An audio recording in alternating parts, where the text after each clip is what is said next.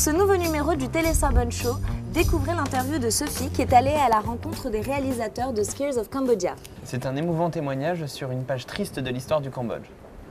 Bonjour Émilie Arfeuille et Alex Liebert. Donc vous avez fait un documentaire Skiers of Cambodia et vous avez eu le prix de la photographie au Festival de Clermont-Ferrand.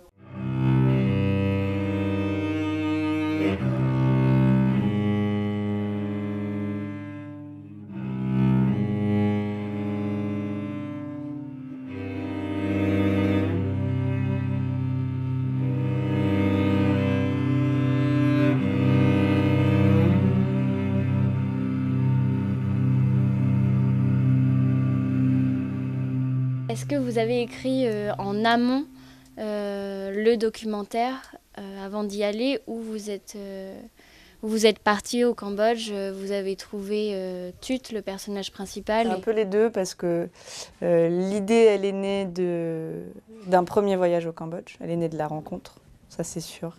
C'est la rencontre avec Tut quand moi j'y étais allée toute seule la première fois.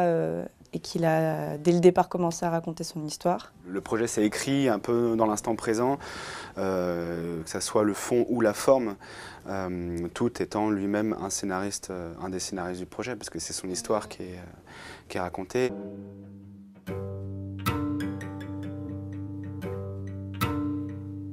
Comment vous avez choisi cette forme pour ce documentaire? Parce qu'il n'y a aucun dialogue. Il n'y a que de la musique ou du son seul. Pourquoi vous avez choisi cette forme-là, du coup? On ne l'a pas choisie, elle est arrivée, comme l'histoire, comme le scénario du film, la forme du film est arrivée naturellement. Dès le début, on a communiqué avec lui de cette manière-là. Il ne parle ni français ni anglais, on parlait pas khmer, enfin, on parle 2-3 mots aujourd'hui, mais on ne parlait pas khmer non plus. Donc la barrière de la langue a fait qu'il nous a tout raconté par geste, par mime, par écrit sur le sol, etc. Au final, on s'attache au personnage parce qu'on suit son histoire à lui. Et ça, c'était quelque chose de voulu, du coup. Dans l'absolu, on n'est pas journaliste. Des documentaires sur les Khmer Rouges et sur le Cambodge, il y en a eu d'autres. Des très bons. Des très bons. Retipan est un peu la figure centrale de ce genre de documentaire. On a rencontré cet homme, on a voulu parler d'une rencontre, on a voulu raconter une rencontre. Le film, il se passe maintenant. Donc certes, c'est avec du passé qui revient, et parfois de manière violente, et des souvenirs qui sont toujours présents, et des cicatrices qui sont là. Mais le principe de la cicatrice, c'est qu'elle se referme et qu'on vit aujourd'hui. On ne voulait pas s'arrêter à un catalogue de torture. On ne veut pas raconter l'histoire d'un pays, on veut raconter l'histoire d'un homme. Et cette petite histoire avec un petit H, au final, de cette histoire transpire l'histoire du pays. Au niveau de la lumière, vous aviez quoi comme matériel? On avait un gros matériel lumière qui se résumait à une lampe torche. Voilà. Vidéo et photo.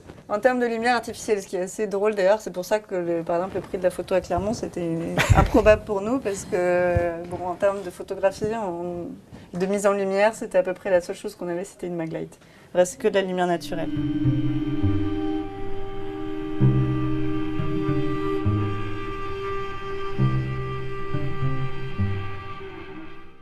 Merci Sophie. Et on se retrouve la semaine prochaine pour un numéro spécial Cannes.